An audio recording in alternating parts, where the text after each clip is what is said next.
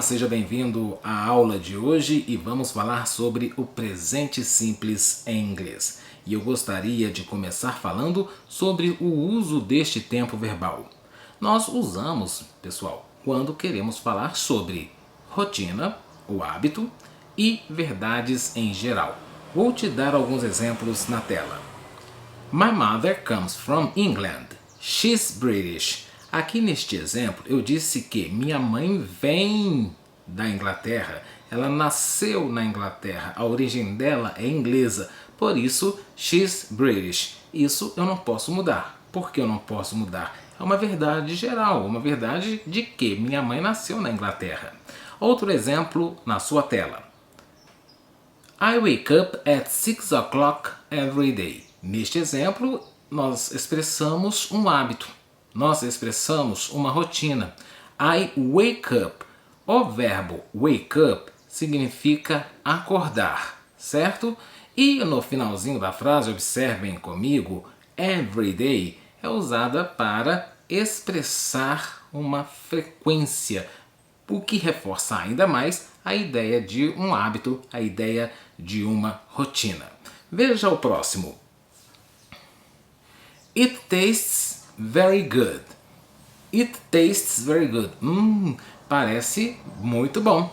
Tastes, certo? Tem a ver com o paladar. Neste caso, vocês podem observar comigo que eu tenho uma reação imediata àquilo que eu estou sentindo. Neste caso, eu uso o presente simples também. Combinado? Alguma dúvida até aqui? Não? Próximo exemplo. Maria tells you what to do now. Maria tells you what to do now. Maria diz a você o que fazer agora. Ok? Este é mais um exemplo. Meninos e meninas, colegas, estudantes da língua inglesa. É muito simples usar o presente simples. Muito simples usar o presente simples. O que eu quero dizer para você é que nós temos uma pequena dica para facilitar o seu entendimento sobre o uso do presente simples em inglês. E qual é esta dica? Bom, sujeito e verbo, pessoa e ação, ok? Então observe, eu vou citar para você aqui espontaneamente alguns exemplos para exemplificar esta ideia. Eu acordo às 7 horas. I wake up at 7 o'clock. Quem acorda às 7 horas, pessoal? Eu. O que eu faço? Acordo. Então, sujeito, eu, e a ação, acordar. A minha irmã trabalha no hospital. My sister works at a hospital. My sister works at a hospital. Aqui neste caso, você pode observar que o verbo work recebeu a letrinha S e eu vou explicar para você. Toda vez que nós tivermos a terceira pessoa do singular, quando o sujeito for de terceira pessoa, nós vamos adicionar ao verbo, como regra geral, a letra S. Mas isso não quer dizer que eu esteja passando o verbo para o plural. Até porque eu vou adicionar o S quando o sujeito for singular e de terceira pessoa. Então eu tenho que ficar bem atento a isso. E nos demais sujeitos, com os demais sujeitos, nós vamos usar o verbo na forma base. Eu acordo, I wake up. Você acorda, you wake up. Ele ou ela acorda, she wakes up. Aí neste caso eu adicionei a letra S ao verbo porque o sujeito é terceira pessoa do singular. Aí nós temos we, certo? We wake up at 7, nós acordamos às 7. You, plural, vocês acordam at 7, às 7. And they wake up at 7. Eles acordam às 7 horas. Então, de uma maneira simples, de uma maneira legal, de uma maneira funcional, mantenha em mente sujeito e verbo, pessoa, ação. E tem apenas uma transformação no verbo. O verbo sofre apenas uma alteração e esta alteração é quando o sujeito for de terceira pessoa do singular. Quais são as principais pessoas, os pronomes de terceira pessoa do singular? Você lembra? Na tela. He, she, it. Pedro, Maria, João, o cachorro, o gato, o papagaio. São sujeitos de terceira pessoa do singular. Beleza? Legal? Tranquilo? Muito bem. Vamos então à próxima dica aqui deste vídeo. She works at a hospital. Mike plays tennis at the club. She believes in God. My father drives a car. Eu vou pedir para você um pouco de atenção a alguns verbos. Quais, Enio Michel? Os verbos que terminarem em S, SH, CH, X, O e Z, quando o sujeito for terceira pessoa de singular, aí você não vai colocar apenas o S, tá? Não ponha apenas o S. Por quê?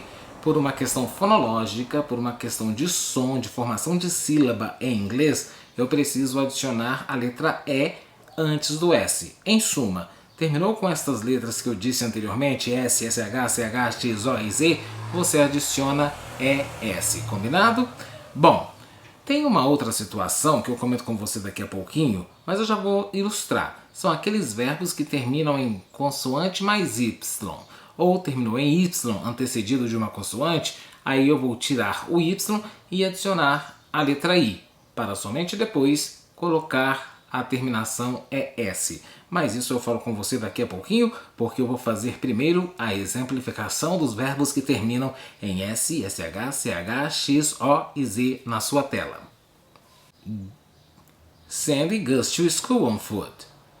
Peter watches Netflix on weekends. She mixes the milk with fruit. Bom, no primeiro exemplo você pode observar que a frase Sandy goes to school on foot, o verbo go recebeu a terminação ES justamente porque o verbo termina em O. Na frase Peter watches Netflix on weekends, a palavra watch, que é assistir, é um verbo em inglês, termina em CH. Nós adicionamos a ele a terminação ES. She mixes the milk with fruit. She mixes the milk with fruit. Observaram que aqui o verbo mix terminou em X e por isso eu adicionei a terminação S? Bacana! Conforme eu disse para você há um tempinho atrás, alguns verbos terminam em consoante mais Y. Estes verbos que terminam em consoante mais Y, eu vou tirar a letra Y, adicionar a terminação IES ao verbo quando o sujeito for de terceira pessoa do singular, ok? Cry. Cry significa chorar. Ela chora todas as noites, é um hábito que ela tem, é uma rotina dela. Pode ser que a pessoa seja um bebê, ok? Então, she cries, observe que eu tirei o Y e adicionei ES, every night. Este é o exemplo que eu gostaria de comentar com você. Muito bem, nesta primeira aula, então, nós trabalhamos o uso do present simple, ou simple present. Nós vimos alguns exemplos, nós percebemos algumas normas que devemos seguir com relação à terminação do mesmo quando o sujeito for terceira pessoa do singular.